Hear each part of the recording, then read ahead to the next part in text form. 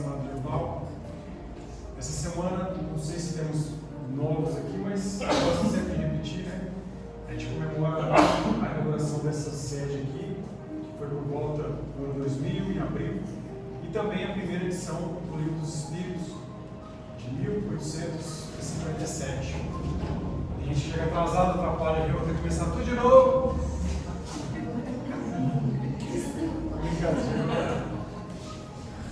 Então, são 168 anos, né, da primeira edição do Livro dos Espíritos. E a Semana de Natal, esse ano, a gente fez uma proposta um pouco diferente. Convidamos nossos ilustres expositores. O Henrique preparou o tema nosso principal, né, o encerramento das provas, expiações no momento da transição planetária. E hoje nós vamos tratar das contrariedades ao nosso ego. O que fazer? Um autoencontro. E vamos começar com uma prece, né? Peço que todo mundo leve o seu pensamento até o nosso Pai Maior, em agradecimento a Jesus, podemos nos reunir em seu nome para refletirmos, para discutirmos, estudarmos o seu Evangelho, a Boa Nova, a luz da doutrina espírita que nos esclarece, nos conforta, que nós possamos estar atentos, que possamos aproveitar ao máximo todos os ensinamentos que serão trazidos aqui para nós, que foram preparados cuidadosamente para cada um de nós. Peço a vocês também que direcionem as melhores energias ao nosso companheiro Divaldo Franco, esse grande companheiro que foi ferramenta, instrumento da espiritualidade para nos trazer muito esclarecimento, muito conforto, muito consolo. E passa agora por um momento de dificuldade, de enfermidade, que ele possa ser abraçado, envolvido em energias de muito afeto, de muito carinho, de muita fé, de muita esperança, de muita força. Assim como todos os nossos entes queridos, nossos amigos, todos aqueles que estão ligados a essa casa, ligados ao nosso pensamento e ao nosso coração. E rogamos assim aos companheiros que nos acompanham no plano espiritual, que possam aproveitar também essa palestra, esse conhecimento, esse esclarecimento que será trazido. Muito obrigado e que assim seja.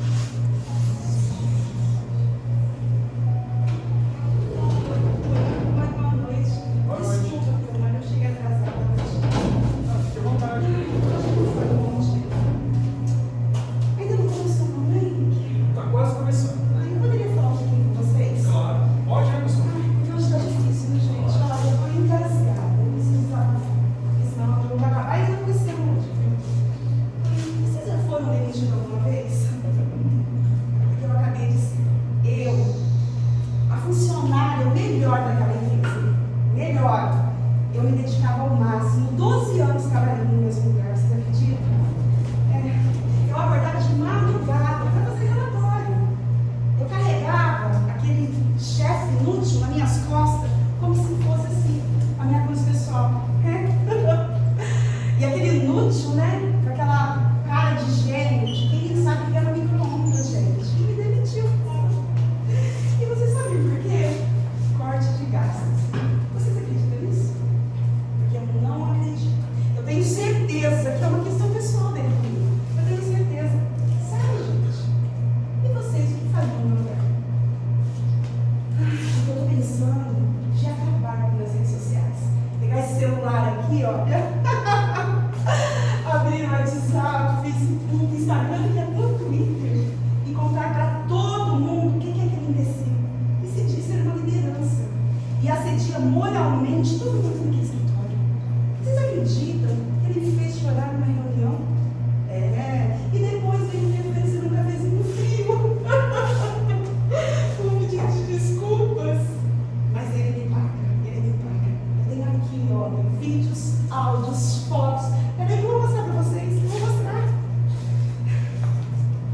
Faça isso agora. Mostra quem ele é. Ele te humilhou, te jogou fora.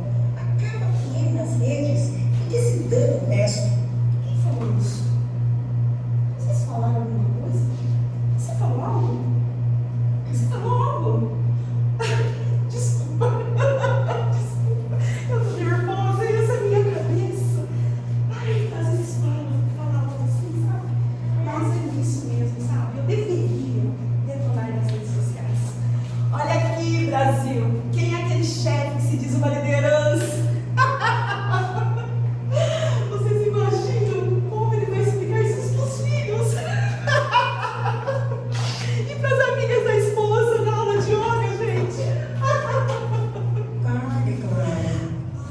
melhor que isso.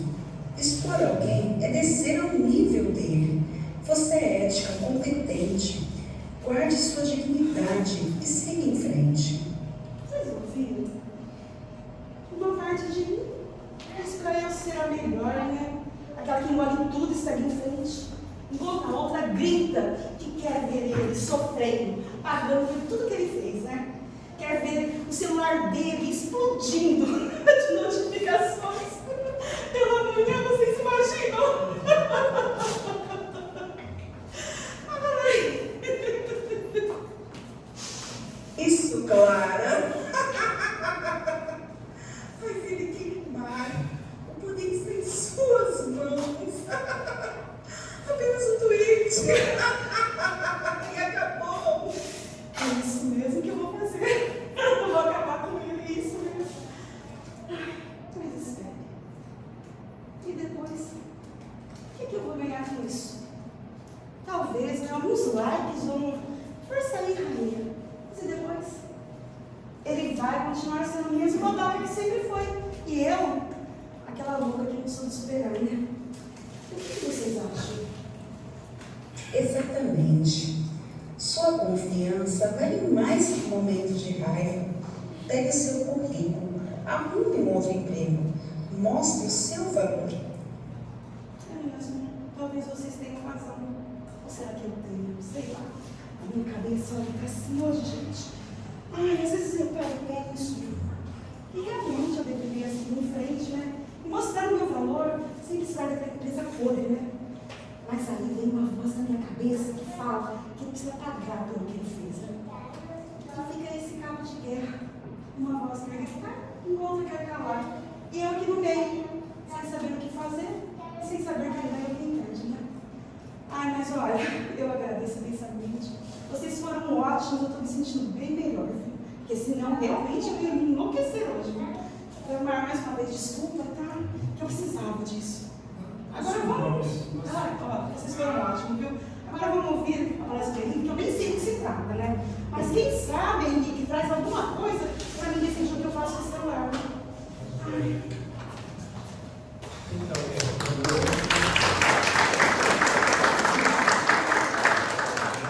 Parabéns pela apresentação. E isso é a contrariedade que acontece na nossa vida, situações que chegam e como a gente vai reagir com isso, como a gente vai se posicionar com essas situações que às vezes nos pegam de surpresa. Ela fazendo a apresentação, e eu até pensei quando eu estava preparando o estudo, né, algo que aconteceu comigo. Sim, também na área profissional, isso já faz um pouco e que trouxe para mim essa dificuldade de lidar, né, com as situações, uma contrariedade que me trouxe essa dificuldade de mesmo já fazendo parte de grupos de estudos, já fazendo um tempo dentro da casa espírita, existiam essas vozes, né, diante daquela situação. E como era uma situação assim que trazia também um grande desgaste físico, muito mais mental, eu fui dando voz, assim, aceitando aquela voz, naquele sentido de que me levava a uma maior dificuldade. E ela falava, calma, você já tem o conhecimento, é exatamente assim. Mas o que apraz, o que me dava mais prazer, era entrar num momento de revolta, de cólera, de raiva. Por quê? São as referências que ainda estão mais fortes. Porque faz isso. Então, o ego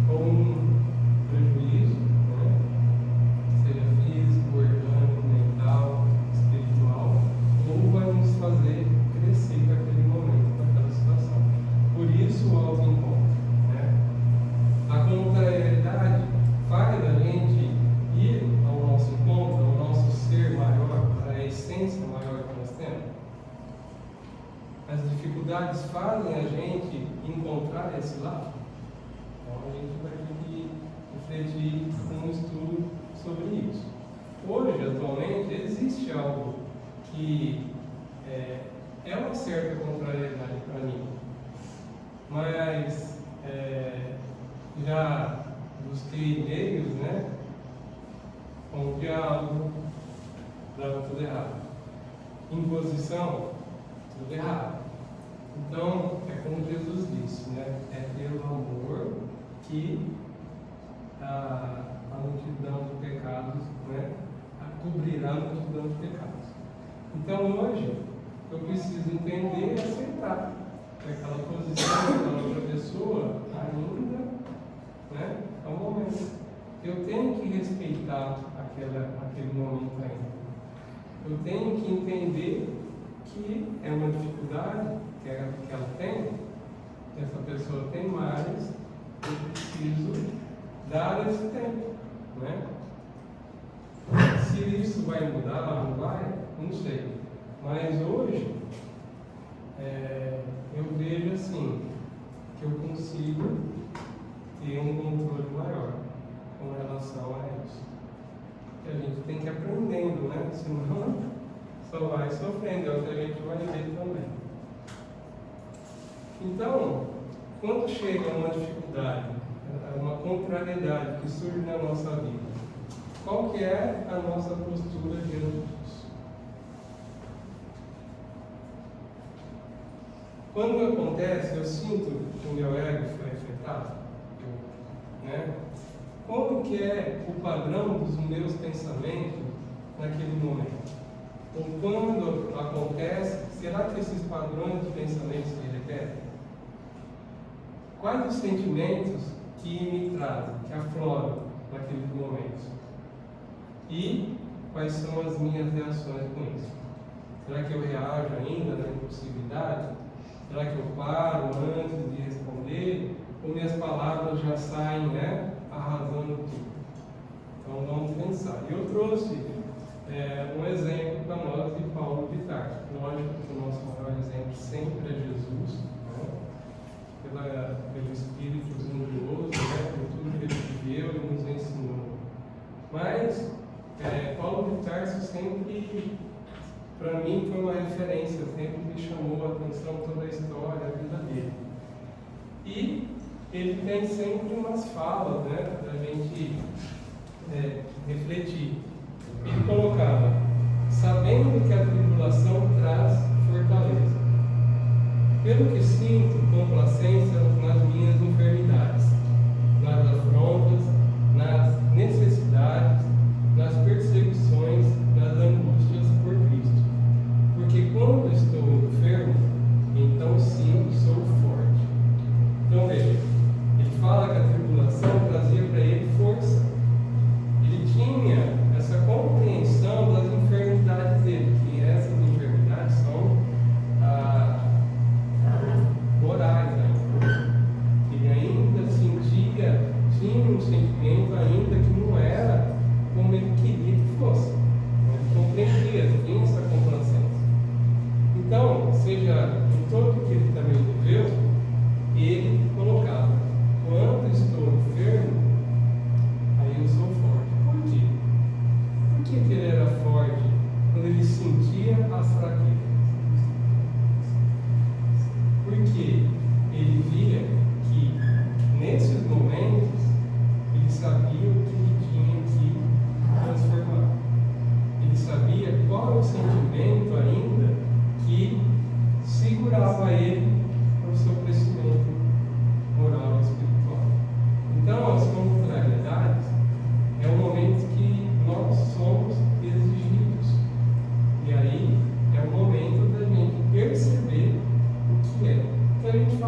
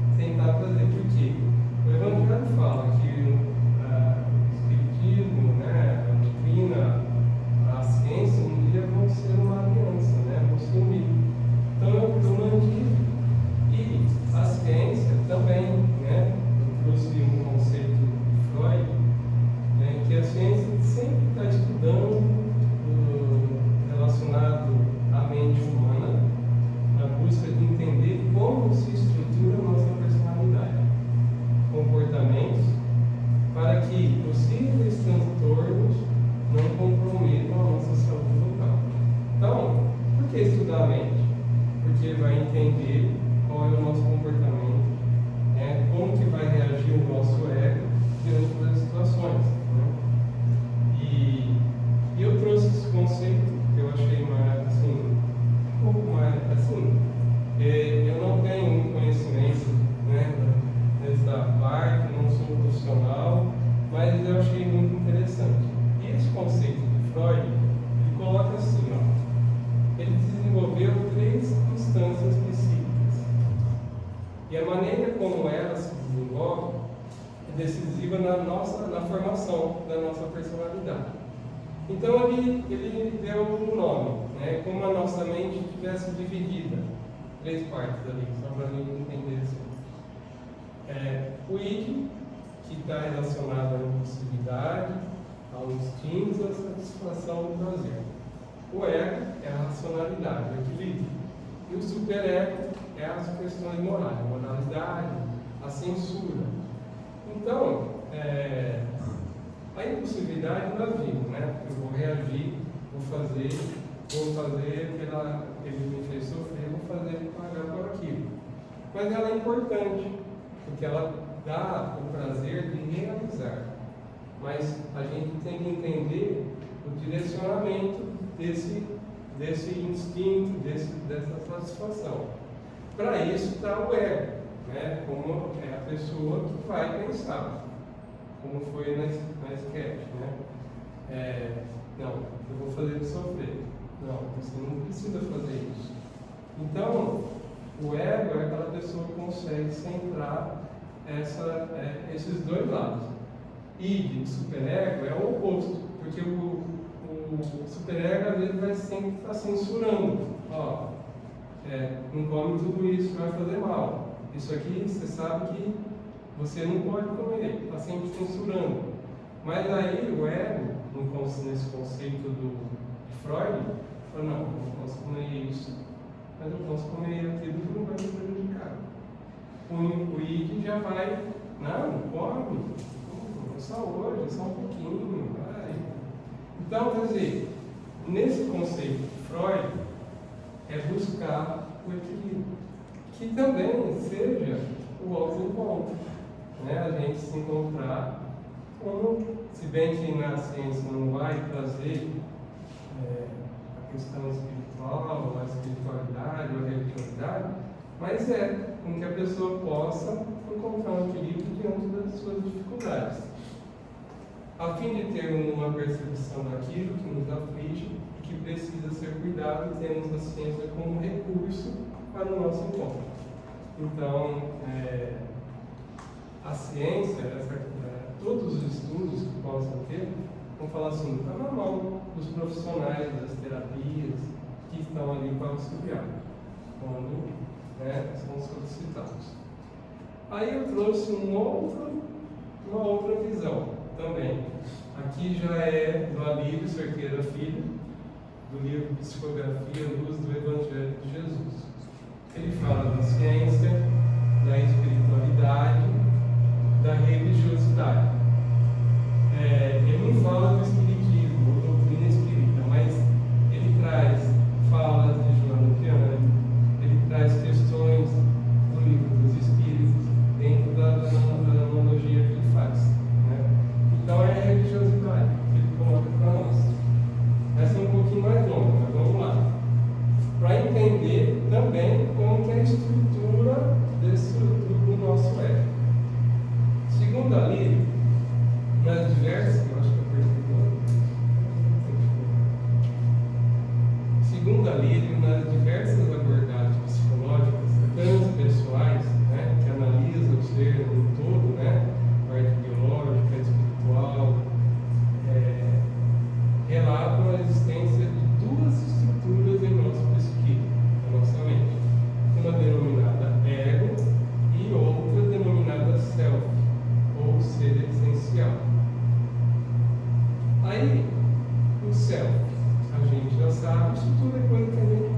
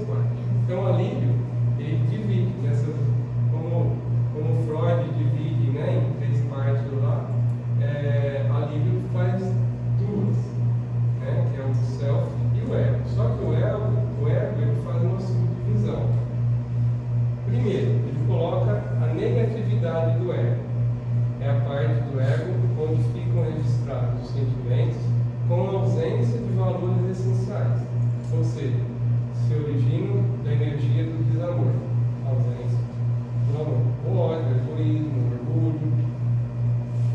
E a máscara do ego é a parte disfarçada, mascarada, instrumentos de defesa e fuga do ego.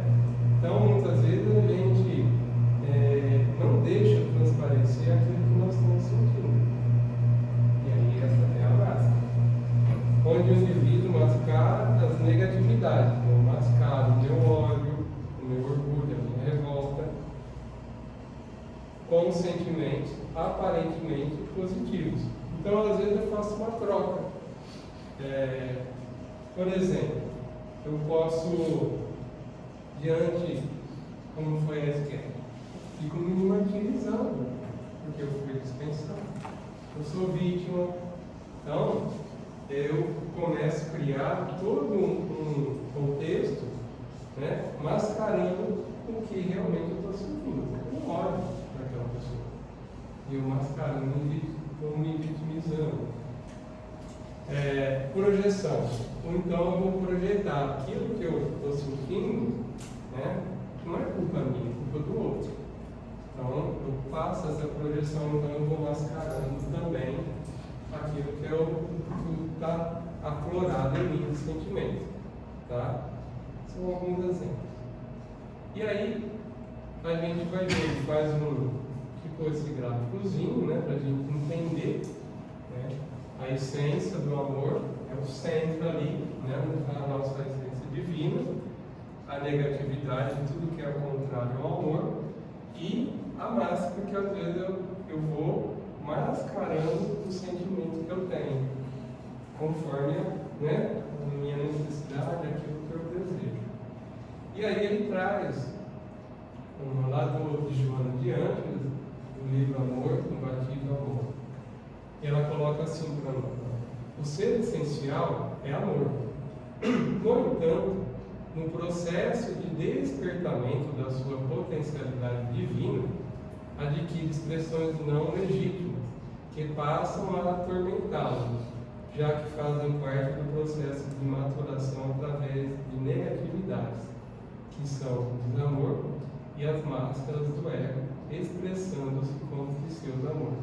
Então ele busca essa fala de Joana de Ângeles para trazer, dentro dessa analogia que ele está fazendo, ele tem uma referência.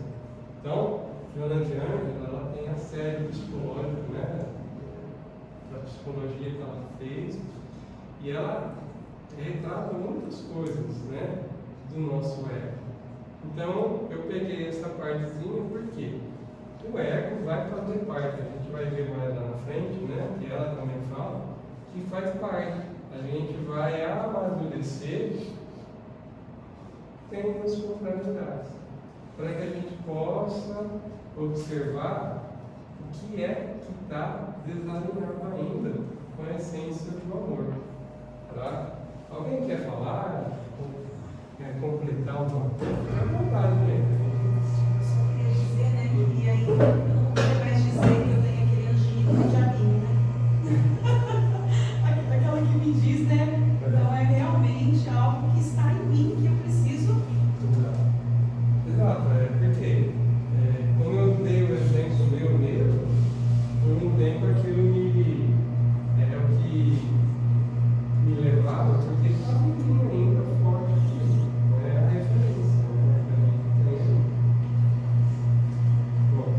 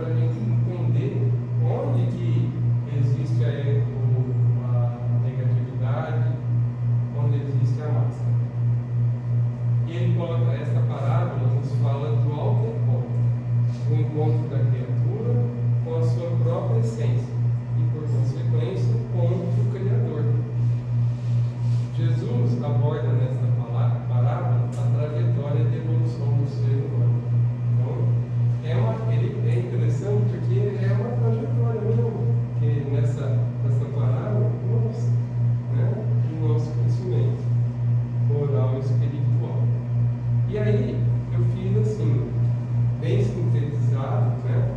Para que a gente não alongue tanto. Então, o filho pródigo, ele coloca que é a negatividade do ego, tudo contrário ao amor. Então, a busca do prazer, das ilusões, muito forte, né, conectado às questões da matéria, do mundo material. Com isso, quanto mais eu me aprofundo nas questões da matéria, maior é o meu distanciamento da minha essência divina. Que nós nos colocamos nisso, porque é uma escolha, é a nossa ignorância. Ele coloca e nós escolhemos esse caminho. Por quê? Aquilo da forte, como foi colocado, é a referência mais forte, que nem no filho pródigo, e ele querer viver a vida. Ninguém está falando que a gente não possa ter um momento bom, nada disso. Mas é naquele momento que eu vou extrapolando isso, né? Eu vou me tornando muito materialista. Tudo. Viver a vida, viver o presente daquela forma que eu acho que é melhor para mim, independente do que possa trazer prejuízo a alguém, não importa. E aí eu vou fazendo as escolhas. E como o Joana de antes colocou no slide anterior, geramos os sofrimentos, que são os tormentos que ela coloca lá. Por quê? O filho pródigo, o que aconteceu com ele quando o dinheiro acabou? O que aconteceu com ele? Mas por que ele voltou para lá? O que ele sentiu? Sabia que na casa do pai dele ia ser bem recebido. Mas ele sentiu a dor, né? Então, a dor fez movimentar. Então, a gente tem essa opção também, no momento das contrariedades, na escolha. Então, ele quis, né? Ir nas suas ilusões, nas suas buscas, e viu o quanto ele gerou para ele o sofrimento. Passar fome, passar sede, né? Não ter a roupa, pode falar. Mas aqui no caso a gente está falando de material, né? Mas quando é uma tomada de decisão que não envolve material, mas é uma decisão sua, que vai interferir você, mas não envolve material. Aí sempre fica. Tem hora que eu já achei que eu era esquizofrênica, né? De vez em quando isso fala muito na cabeça. 2 semanas atrás eu estava ouvindo muita coisa. E aí, até então, eu não quero nada material. Mas eu preciso de tomar uma decisão. E eu não sei o que eu faço. Aí eu fiquei parada. É que assim, o que você entende como não material? Não material seria tipo bens materiais, dinheiro, Não, que não material. Não material. Decisão diante de coisas que não são materiais. Que é o exemplo que você quer dar. Tipo, um sonho, uma vontade. E esse sonho ele não refere-se, vamos supor, a carro, a ter muito dinheiro, refere-se só ter uma janela que eu possa abrir e ter conexão com a natureza, sabe? Algo assim. E aí eu não sei até onde que. Desculpa, Henrique, aqui às vezes a gente confunde, né, entendendo que algumas coisas não são materiais. Mas assim, tirando Deus e o Espírito, tudo, absolutamente tudo é material. Inclusive o pensamento. Inclusive o pensamento, inclusive o sentimento, entendeu? Mas aí o que eu vou fazer então? Olha, veja bem, ó. Você pode fazer uma escolha. Pensa assim, há um tempo atrás, 5 anos atrás, onde você tomava uma decisão. E hoje você não faz mais daquele jeito, você faz de outro. Entendeu? Então, quando existe essa mas será que está certo? Não está? Você toma uma posição, é o que nós estamos vendo, nós vamos aprender. É assim, tomando as decisões, com as situações que vão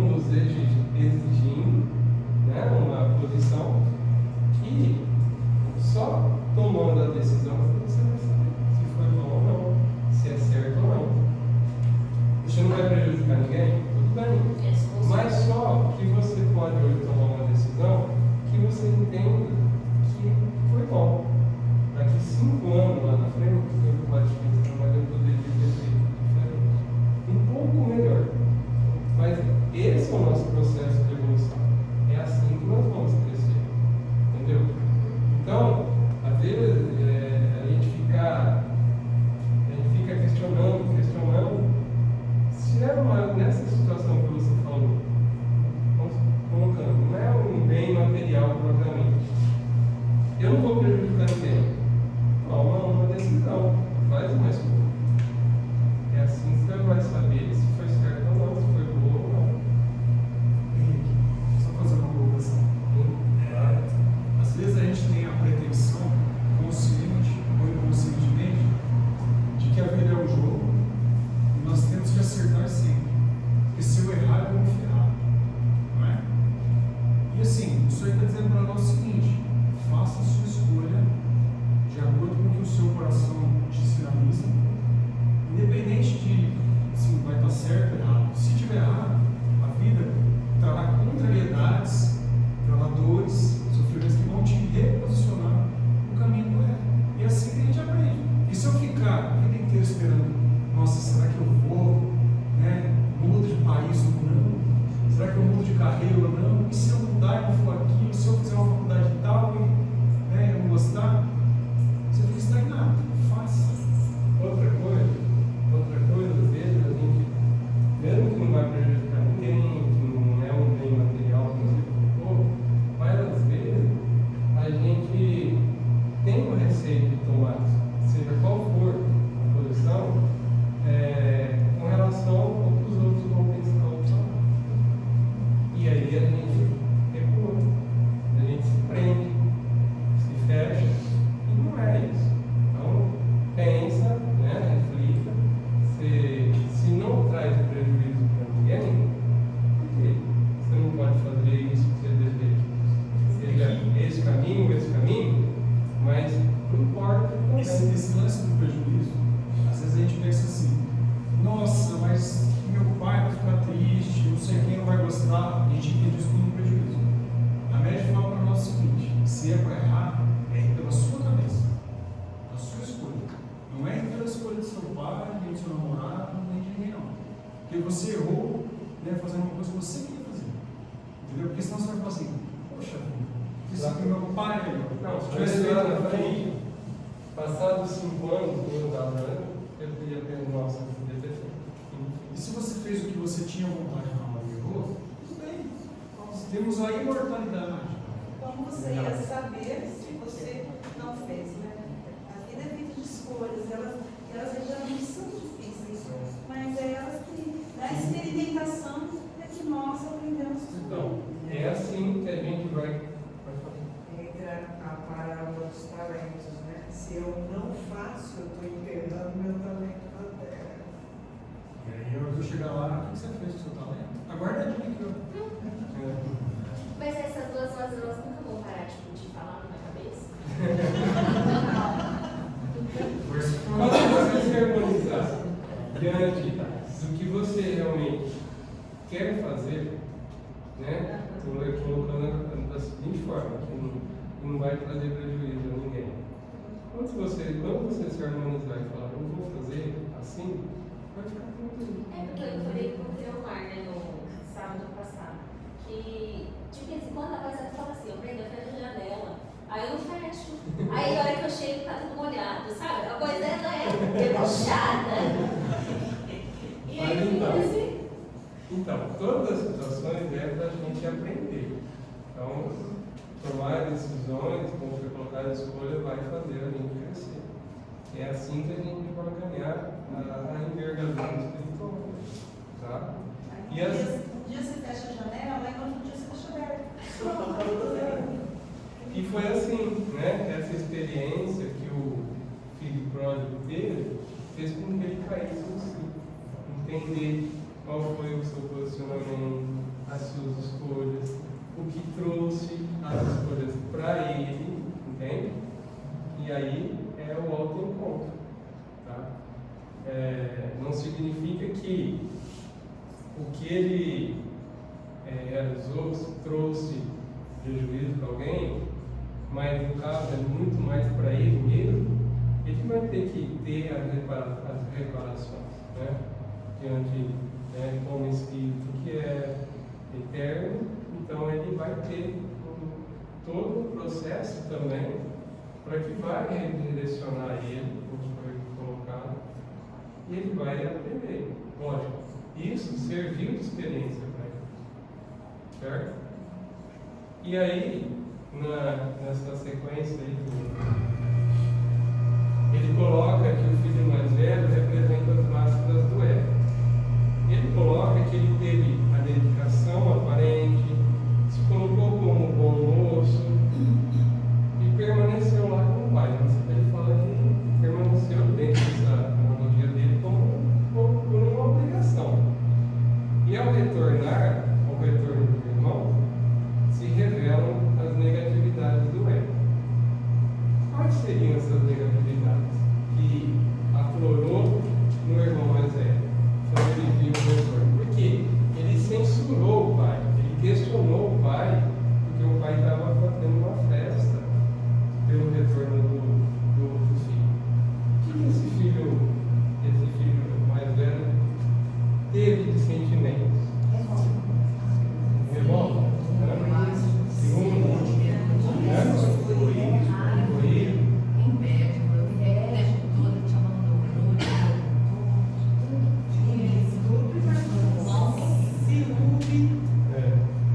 Então, e aí a gente reflete. Quando nós somos filhos pródigos, quando nós somos um filho mais velho? Mas essas máscaras que você fala não seriam um esforço que a gente faz também para se melhorar? Porque se tudo você expor, eu tô com raiva, eu explodir em cima de você, Ó, a gente não hoje, seria uma forma de esforço? na verdade, ele coloca essa máscara como uma defesa que a gente faz, né? É uma defesa. Eu não quero expor agora porque eu estou com raiva, tá? Mas eu acredito que tem esse lado do esforço, Por um lado, você tentar se controlar, porque senão você vai viver só isso. que aí precisa entender, nós vamos ver isso aí. Mas aí eu tenho que entender que eu senti raiva, eu não explodi, eu segurei. Tem que Tá? aceitar essa Mas eu tenho que saber o que eu vou fazer Com ela. essa raiva depois. Legal. Tá? E aí ele coloca também, ele coloca o pai também no personagem da história, ele coloca como duas conotações, que ao receber o filho novamente, ele buscou a sua essência divina. Ele não questionou, ele abraçou, ele acolheu e ele coloca também esse pai como Deus, né? Pode ser o Deus de Deus também. A gente pode desviar o quanto for, a gente pode dar cabeçada o quanto for, naquele primeiro sinalzinho que a gente dá, né? A gente já é acolhido, né? A gente já é envolvido nas bênçãos de Deus. E aí não é aquele, que nem assim, como eu falei, o pai mesmo, né? Na história. Ele não questionou, né? Então, o que eu fiquei pensando agora atrás, né? Não é aquele pai que acolhe e vem, né? Fala, mas eu já avisei, eu te falei, eu já te disse tudo. Aí não é mais ser essencial, porque você já está fazendo uma cobrança, porque você falou. Então, esse exemplo do pai é a busca exata do ser mesmo, da força divina que nós temos. Ele não questionou, ele acolheu, né? Festejou, ele estava perdido e retornou. Então, com nós, como Espírito, Deus também sempre vai nos acolher. E como o Pedro falou aquela hora, mesmo que a gente faça as escolhas ainda, que faz parte do nosso processo, a gente vai receber o direcionamento. Às vezes não precisa ser um sofrimento, mas vai nos direcionar a algo que a gente, né, vá dentro da posição que tomou aquela vez, aquela escolha, a gente vai ter que fazer de outra forma. Então a gente vai tendo sempre oportunidades. Isso nunca vai faltar na nossa vida. Tá bom? E aí, apesar que ele fala, né, a gente lê assim todo o texto, ali ele fala assim que nós precisamos trabalhar muito essa questão de não sentir o ódio, de não sentir o rancor, a mágoa. Mas aí, no final, ele traz, né, essa colocação que é o nosso processo de crescimento. Então, traz novamente Joana adiante, ela fala, ó, é a herança do nosso primalismo animal, a ser direcionado. Então, quem que vai fazer a direção do nosso ego, seja lá como o Freud colocou, né? É nós que vamos fazer. Nós que vamos fazer esse direcionamento. Aí ele coloca que o ego vai se construindo lentamente no processo de evolução do ser. Ele vai lá, eu peguei só um pedacinho da questão 540 do Livro dos Espíritos. É assim que tudo serve, tudo se encadeia na natureza, desde o átomo primitivo até o arcanjo. Pois ele mesmo começou no átomo. Quer dizer, é esse processo, né, que nós estamos fazendo, né? Estagiamos pelo reino mineral, vegetal e animal. Quando iniciamos no reino animal, trazemos como herança toda uma carga de energia instintiva relacionada à sobrevivência, formando o ego do ser humano. Portanto, o ego em si mesmo não é negativo, é simplesmente a ignorância a ser gradativamente transformada no que somos, através do processo do auto-encontro. Então, mas eu, assim, por mais que eu tenha essa finalização da parte aí do ali, então faz parte do meu processo, né? Só que, eu deixo rolar, deixa acontecer, eu vou, não deu certo, deixa pra próxima, né? Não dá certo não, eu preciso ir observando tudo isso, né? Porque hoje a gente já tem conhecimento, a gente tem a doutrina nos esclarecendo. Nós sabemos o que causa de acordo com as escolhas que a gente faz, se elas não forem boas. Então, já é um momento da gente, como você colocou, esse meu exercício de ir contendo uma impulsividade, aquela reação que eu já não tenho pronto para falar. Esse é o exercício. Para que a gente possa, sim, lentamente, gradativamente, fazendo as mudanças. E a gente vai entender qual que é esse. Quando, né, eu não falei, mas qual que é o pensamento? Qual que é o sentimento? Aí eu vou controlando. Eu tenho que fazer esse exercício. Aí eu vou descobrindo o que eu tenho, como Paulo de Tarso, né? Na enfermidade que eu sou forte. Eu vejo, naquele momento que eu sou exigido, é o momento de eu saber me fortalecer. E não mais começar com as reações, né?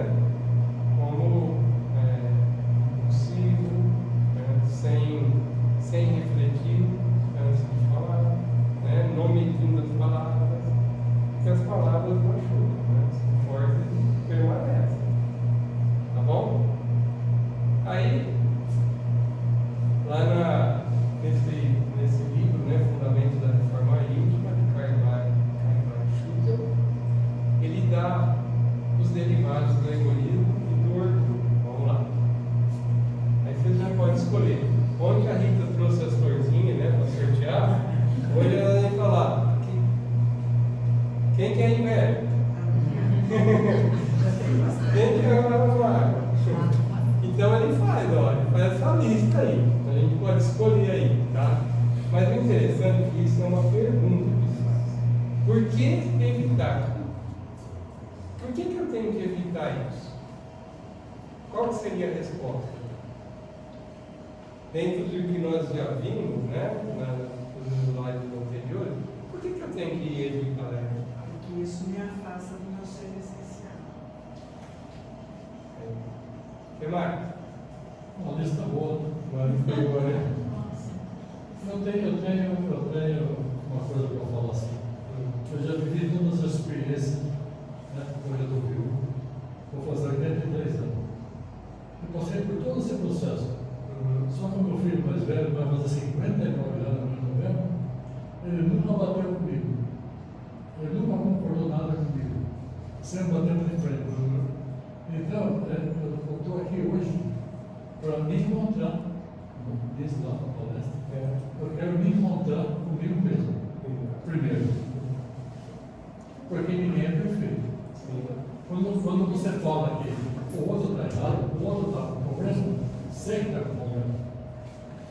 Eu estou com problema. É a referência que a gente Eu estou com problema da vez, minha esposa foi embora depois de 9 meses. Eu estou tentando compor na minha vida de uma forma que eu estou fazendo sozinho.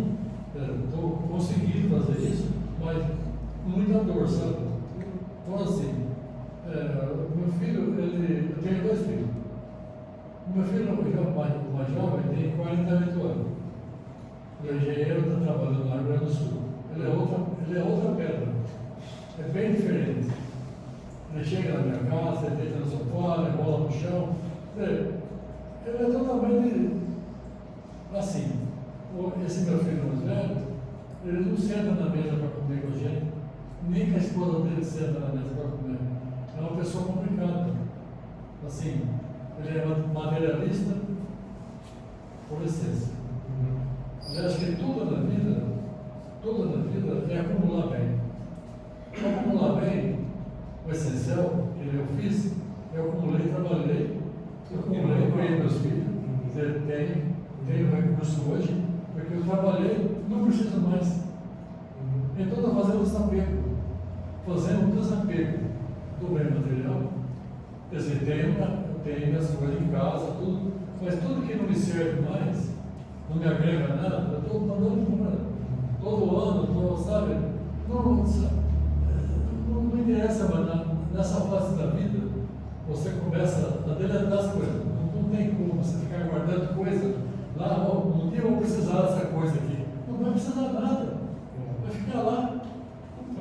São experiências, tá? Então, isso aí que o senhor está aprendendo. O senhor tem aí várias situações que trazem contrariedade. E é isso que o senhor falou. O senhor tem que, com isso, se encontrar. Não vamos julgar cada um ainda, vai ter um direcionamento. Cada um, todos nós, vamos ter um direcionamento. Estou tentando me encontrar agora nessa idade, está um pouco difícil, porque sabe, a cabeça da gente está assim, pensada em tanta mesmice, sabe? Uma mesmice do mundo, sabe? É uma mesmice que acaba mais, Mas, ó, não perca a alegria de cada dia viver. aumenta mais. Continue lutando com as dificuldades que possam estar existindo, mas fortalecendo esse ser essencial, tá? Da melhor forma que você puder, porque isso vai ser um exemplo. Mesmo que seus filhos hoje, eles estão ali com o Senhor, porque tudo tem um comprometimento. Eles com o Senhor, né? É um contexto isso, é uma história que às vezes a gente hoje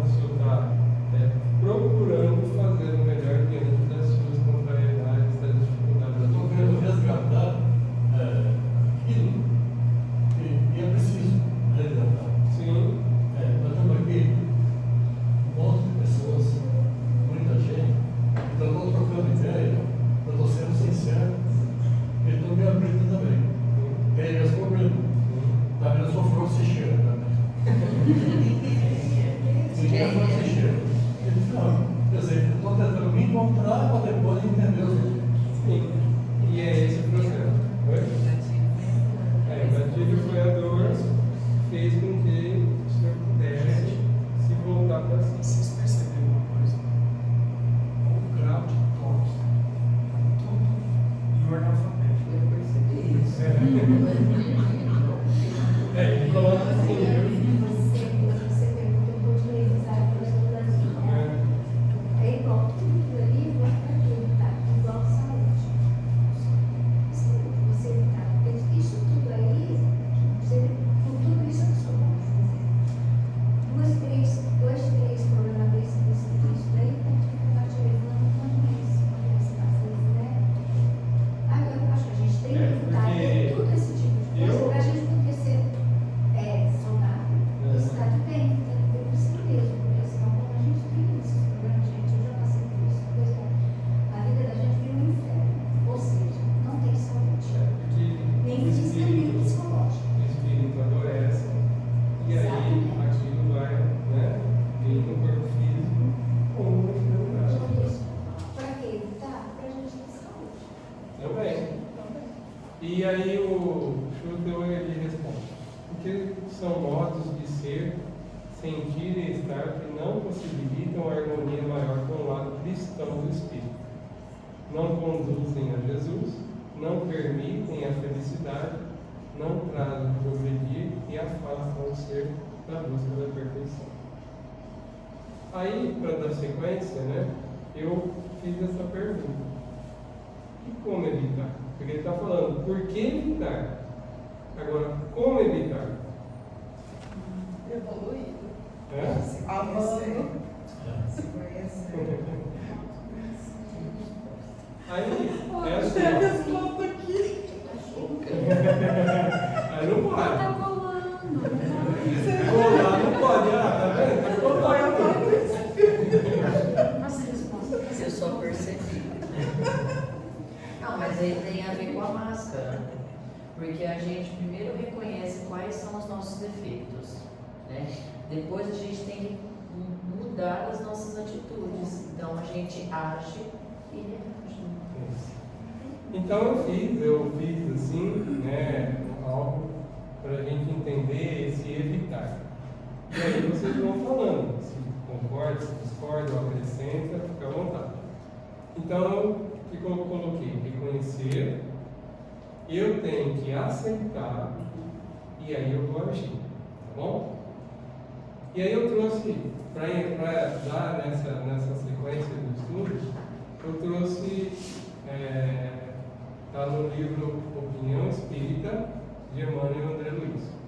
O dever do espírita cristão é tornar-se progressivamente melhor, útil, assim, verificar que quando em quando, com rigoroso exame pessoal, a nossa verdadeira situação íntima.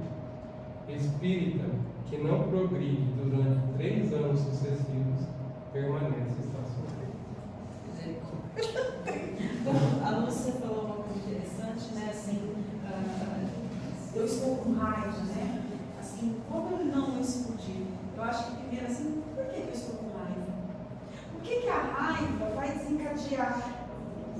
Vai trazer algo Mas benéfico? no momento, se eu começo a falar algo para você que ofende, você não vai refletir não. Então, mas aí Mas esse é o então, caminho e o processo. Aí é o exercício. Aí você vai se conter para não também entrar naquela Talvez vibração. hoje eu exploda. É. Amanhã eu tento assim, peraí, respirar um pouquinho mais. Aí, Então, por que não respirar antes de explodir? Porque a hora que você explode, você se engana. Não é? Passei por isso, gente, até me queimou por dentro. Começou a queimar pra mim. Queimou de dentro pra fora. Respirei. Já sei que é assim que eu vou fazer. Respirei. Quem vai responder menos a menos. Poderia ter sido menos ainda. Me queimou por dentro. Mas então, e aí depois entra nessa reflexão que Emmanuel e André Luiz colocam aí, com um rigoroso exame pessoal. Aí, entendeu? Bom, vamos lá. Reconhecer, aceitar e agir são pilares fundamentais para mudar padrões de pensamento e comportamento. Reconhecer. Eu reconhecer é esse despertar da minha consciência. Porque eu posso saber que eu sinto mágoa, né? E eu falo, não vou perdoar. Eu reconheço que eu tenho.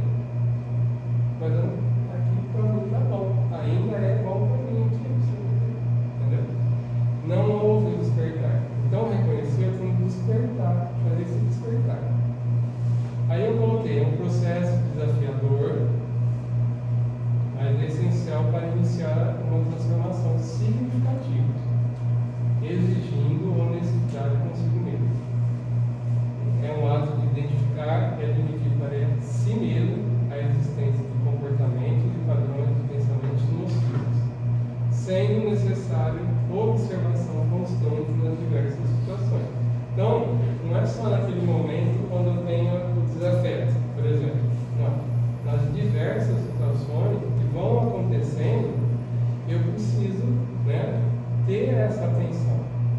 Então eu vou identificando, eu tenho que admitir isso que está em mim, eu tenho que ser honesto, né? Eu ainda sou assim, eu tenho isso, estou assim. Isso. Alguma coisa alguém quer falar? Pode falar. Não? Aceitar. Aí eu vou encarar a realidade.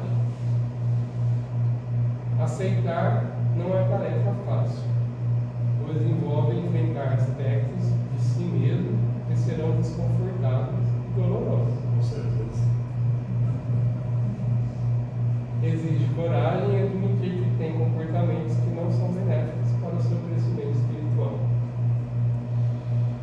Momentos de introspecção profunda. É o que Emmanuel e André Luiz falou, né? Uma análise profunda de si mesmo, para ver-se com suas falhas, vulnerabilidades, e aí eu coloquei, ó, as suas potências também. Porque diante daquela situação eu vou ter que procurar algo para sobressair aquela dificuldade que eu tenho. O que eu vou buscar dentro de mim? Eu preciso entender que eu tenho potências também. Não é? Nós temos todas as potencialidades. Qual que eu vou utilizar?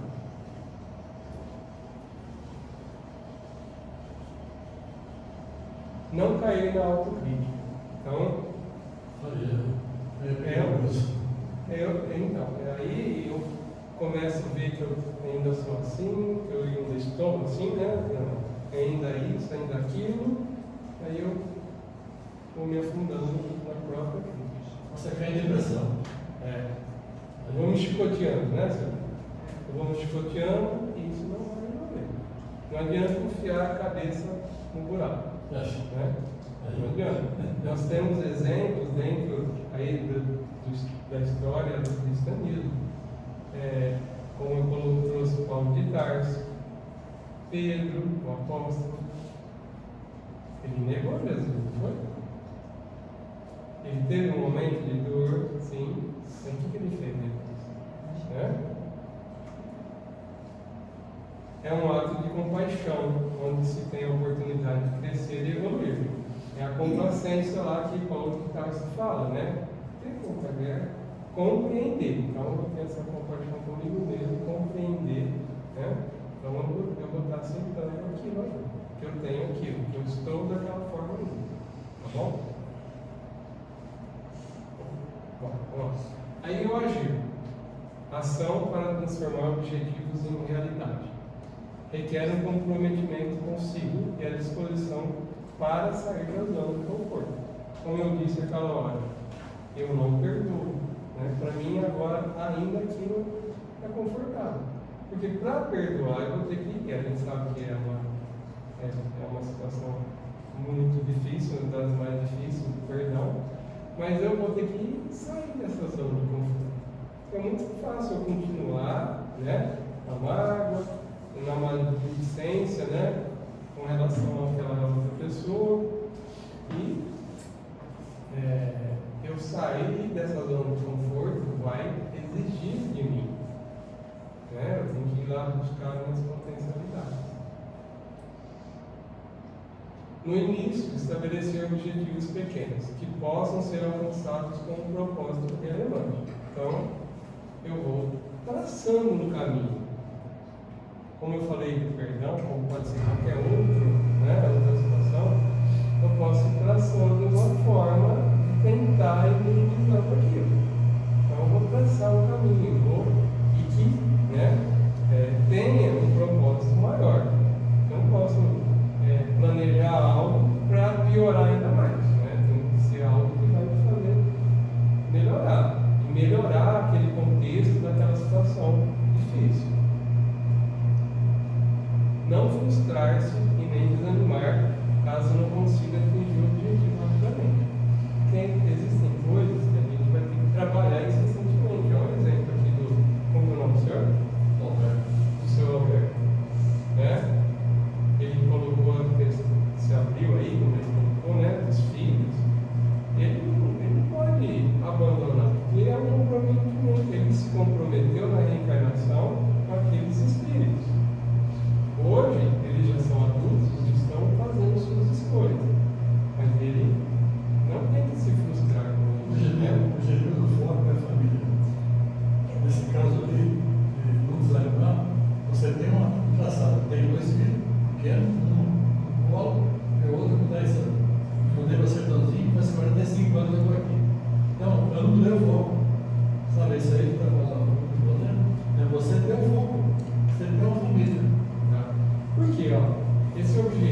alcançar um objetivo, dependendo da situação, rapidamente, talvez não vai conseguir.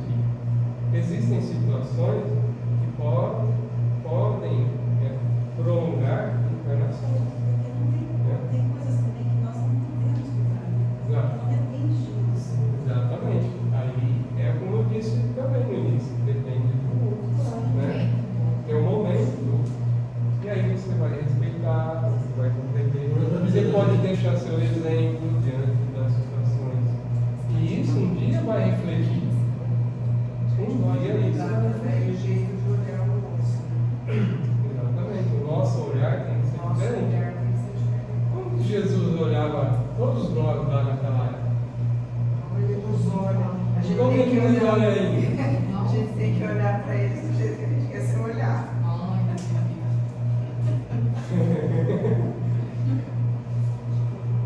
Na ação requer paciência. Ou seja, não desistir e persistir para uma transformação do comportamento. Essa definição de paciência é de Pedro também, em uma das suas cartas lá no Novo Testamento. Ele define a paciência dessa forma: não desistir e persistir. Para uma transformação de comportamentos e padrões de pensamento, redescobrindo quem você é e o que realmente deseja da vida como Espírito eterno. Certo? Aí eu deixei essa frase, tá? É de André Luiz, né? E que ele fala, né? A nossa luta é conosco mesmo.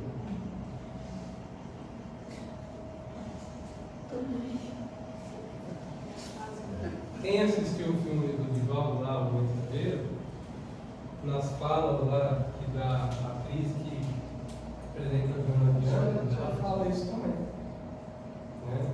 Então, essa é a grande luta, nós com muito medo. Né? Então, se alguém quiser falar, complementar, esse era o estudo. Espero que, sei lá, possa trazer para vocês também alguma reflexão. Né? E eu falo que assim, eu comecei a fazer esse estudo sem saber que caminho eu ia tomar. E de repente vai assim, você abre um livro e começa. Então, e que se caiu para mim também isso é importante exatamente para mim. Mas é bem interessante, né? Na sketch que eu trouxe para vocês, eu falei que eu não sabia do teor, ele não sabia mesmo. Tá certo? Todo esse processo assim, que o Henrique aprofundou e esmiuçou, muito rico, muito interessante. Jesus resumiu em 2 palavras: vigiar e orar. Exatamente. Né? Mas precisa ser exatamente nesta ordem. O que é o vigiar? Nossa. Vigiar é se policiar. A gente está atento, né, aos nossos pensamentos, nossos sentimentos, nossos comportamentos, palavras, inclinações. As contrariedades, né, que o Henrique trouxe aí, ela só tira a poeirinha que está debaixo do tapete. A gente acha que está tudo bem resolvido já em relação a, sei lá, alguma dificuldade que a gente tem, mas numa situação extrema, aquilo vem à tona. Aí, como eu acho que foi não sei se foi o Marco que trouxe, ele fala assim: nossa, mas por que eu fiz isso? Não acredito que eu fiz isso. Aí ele não se conhece, né? Ou achou que já estava tudo certo. Mas na hora que vem aquela situação extrema, a gente se mostra. Isso é o vigiar. Opa, peraí. Aí vem todo esse processo que a gente trouxe, né? Aceitar, vencer, se esforçar para transformar. Porque nunca mais eu vou fazer isso. Não existe. Eu já falei várias vezes, em tantos anos aqui, né, que eu tenho um filho, ele é não difícil que sou eu, né? E a gente sempre teve problemas. E eu fui daqui para cá, não resolveu nada. Então, assim, quando eu não soube respeitar o tempo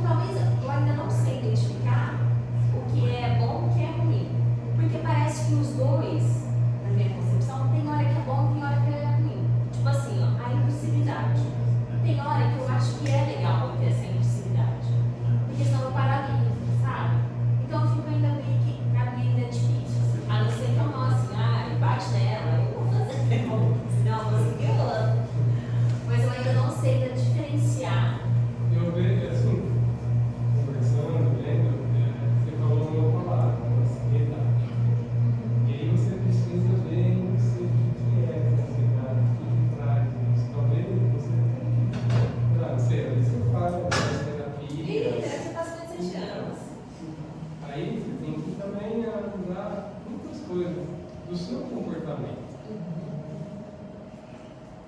Então, porque você tem que se olhar e ver o que está te levando a ser. Sim. E aí eu tenho que ficar, tipo assim, me conectando comigo mesma, tendo estudo, tipo, eu tenho que realmente ficar mais equilibrada. Mas é como se fosse um buraco tão grande assim, até eu chegar lá, parece que é muito distante, sabe? Então, aí pode ser também uma pressa, né? Que você tem de alcançar alguma coisa. E aí nem tudo é no tempo que você deseja. Tem uma sugestão que eu recebi uma vez, um amigo muito querido, ele fala o seguinte: a ansiedade ela está muito relacionada com o futuro. A gente se ocupar muito com possibilidades que podem acontecer ou não no futuro. Ele fala assim que uma forma, né, da gente tentar é se fixar no presente. Mesmo em atividades manuais, algo que necessite da sua atenção 100% no presente. Entendeu? Porque se você faz algo mecânico, seu pensamento está ali, você está fazendo ali, tá, mas acho que eu vou fazer tal semana que vem, não acho que não. Quando você tem que focar ali no presente, escrever, sei lá, cada um desenvolve o seu próprio todo. Dá uma fixada. É um processo. É um processo que você tem que ter de harmonização por si. Isso que o Cleon falou é importante. Não que a gente não vá planejar algo futuro, né? Mas você pode planejar, mas você tem que estar focado em algumas coisas no momento, né? Porque às vezes você está esperando algo mais, você está desejando algo mais, e isso está te acelerando, entendeu? Então é um momento de introspecção, como falou, para que você possa ir harmonizando. Ah, isso aqui ainda tem que aguardar, isso tem um tempo. E aí requer muita paciência, né? Exatamente. Perceber. Vou ter conseguido. É isso aí. Tá vendo que. Mas como que a gente faz para Mas ter tá tanta vendo paciência, que você gente? está percebendo, né? Que você foi falando, surgiu a questão que você sabe, da ansiedade, da tua impaciência. E se você continuar, você vai encontrar, entendeu? A terapia tem que fazer você enxergar isso. Você tem que pensar, está te fazendo ver e está trazendo com que você consiga ter o apoio que você consiga fazer uma mudança. Tá? Eu já sei o que você faz para ter paciência. Você faz tipo. Aí Eu já comecei a fazer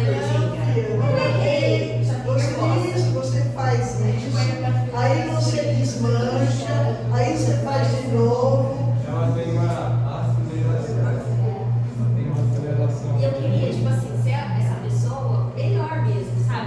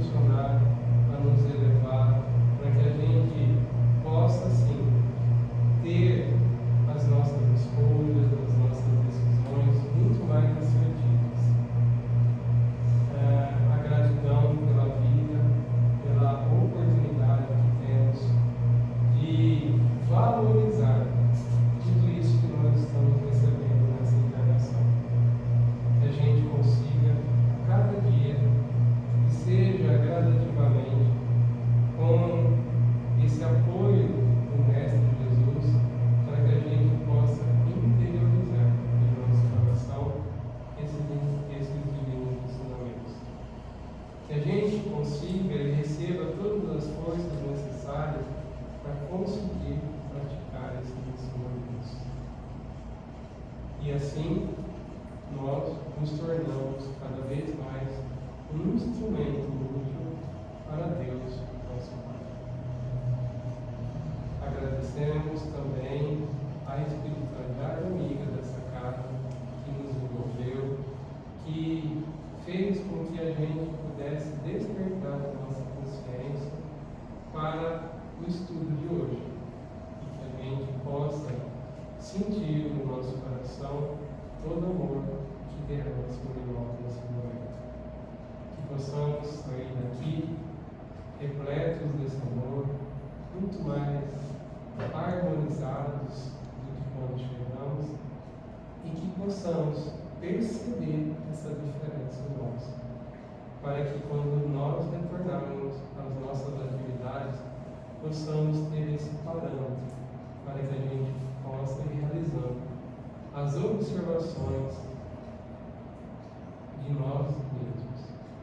Que Deus e que Jesus nos dê toda a força e todo o amparo que necessitamos para crescermos como Espírito eterno. Isso. Obrigado, Pai. Obrigado, Jesus. E a todo Espírito da espiritualidade. Que assim seja. Temos sorteio. Hoje um pouco mais pobre, mas temos. Temos